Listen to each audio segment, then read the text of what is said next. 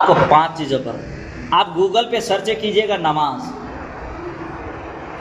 تو وہاں ایک ہی معنی ملے گا نا، مگر 5 معنی کون بتائے گا؟ آپ سنیں 5 معنی کس کس معنی پہ استعمال، وہی لفظ صلاۃ ہوگا، صاد لام واو، یہی ہوگا، 3 حرف میں ہی ہوگا۔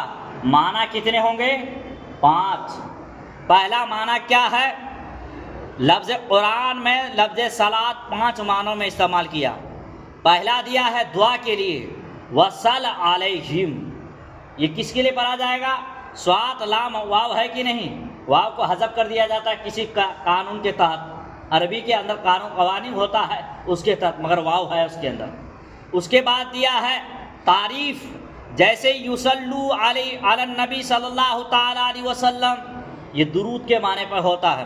تیسرا قرآن پاک کی تلاوت کے لیے آیا ہے، ولا تجہروا بصلواتکم، ٹھیک ہے۔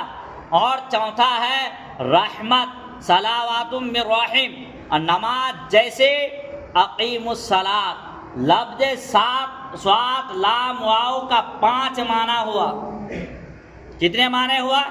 اتنا ہی لفظ استعمال کیا گیا، وہی جگہ استعمال ہوتا ہے، مگر فرق دیکھو، الگ الگ معنوں پہ استعمال کیا جاتا ہے۔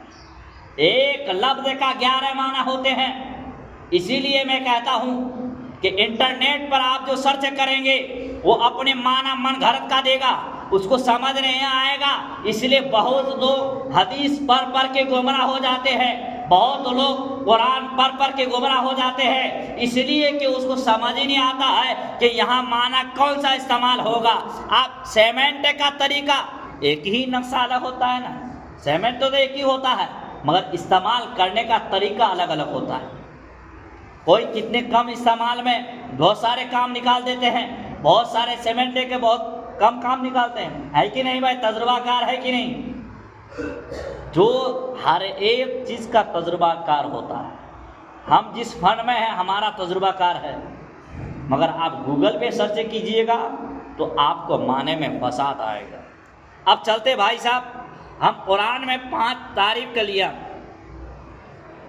اقیم الصلاۃ، نماز میں پہلی 4 چیزیں شامل ہیں، اس میں سے رب سے دعا بھی ہے، بولا نا، رب سے دعا بھی ہے اور اس کی تعریف بھی ہے، تلاوت قرآن بھی ہے، اور اس میں پڑھنے والوں پر رحمت بھی ہے۔ یہاں اس آیت میں صلاۃ کے معنی نمازی ہے، اور نماز بہت قسم کی ہے۔